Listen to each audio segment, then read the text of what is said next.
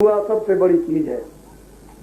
तुम जमीन की मिट्टी भी खा लोगे तो दवा बन जाएगी, मिट्टी में दुआ बन जाएगी, मिट्टी में आशीर्वाद बन जाएगा, उससे बहुत कुछ लाभ होता है। हिंदुस्तान के तमाम लोग चिल्लाने लगते हैं, अपने मुंह से कहते हैं कि हम आराम में हो गए, हम शांति में हो गए, हम सुख में हो गए, इस तरह धीरे धीरे। लेकिन जब महात्माओं की औषधि जो उन्होंने सिद्ध की है, वो जब तक तुम नहीं पीते हो, तुम्हारे मन में, तुम्हारी वाणी पर, तुम्हारे हृदय में, तुम्हारे कानों में वो नहीं जाती है, प्रवेश नहीं होती है, तभी तक जहाँ नाम की अमोलक जड़ी जब अंदर प्रवेश होने लगी तो ये सब चीजें धीरे धीरे धीरे धीरे खत्म होने लगती हैं और उसी जगह तुम शांत हो जाते हो। इसलिए नर नारी, बच्चों बच्चियों, एक अलौकिक संदेश है। हम जानते हैं दुनिया के लोग राज की तरफ दौड़ते रहे कि हमको धन मिल जाएगा, हमको कपड़े मिल जाएंगे, हमको मकान और जमीन मिल जाएगी, हमको पद मिल जाएंगे। लेकिन जितने लोग उधर दौड़े इधर छोड़ते चले गए। मनुष्यता छोड़ी, मनुष्य की सत्यता छोड़ी, मनुष्य का आदर सत्कार छोड़ा, मनुष्य की सेवाएं छोड़ी, धन के पीछे पड़ गए, बाग बगीचों के पीछे पड़े।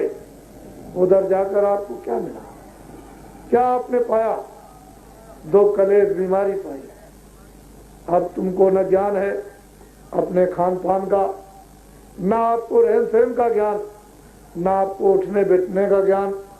ये तो आसाम भूमि बड़ी धार्मिक थी, यहाँ बड़े सीधे साधे लोग थे। हमने सन 52 में आकर गुवाहाटी में, इधर कूच बिहार आसपास में हमने देखा था, गांव के लोग बड़े सीधे, गांव के लोग बड़े सच्चे, गांव के लोग बड़े भोले, बड़ा प्रेम और वो सेवा और सत्कार करते थे। ये ऐसी धार्मिक ऋषियों की भूमि, आप इस भूमि को आपने अपने कर्मों से मैला किया, गंदा किया, खुद भी गंदे हो गए।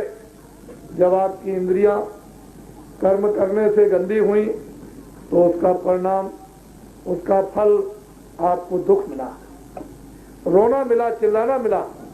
अब ये पता चल रहा कि कपड़े तो बहुत लोगों के पास हैं लेकिन शांति नहीं, भोजन बहुत लोगों के पास व्यवस्था है लेकिन शांति नहीं।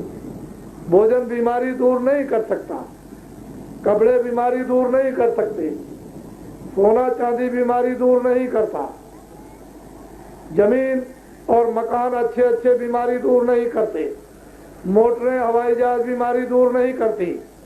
बीमारी से मुक्त होना चाहते हो तो मनुष्य चरित्र ले आओ, मनुष्य कर्म ले आओ, उसकी अब जरूरत है।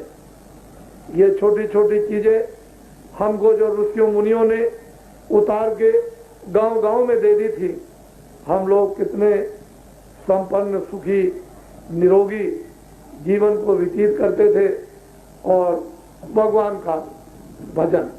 कैसी गांव में छोटी छोटी व्यवस्थाएं आपने मान ली थी कि ब्राह्मण आपको हर जगह मिलेंगे, उनसे शादी होती है, उनसे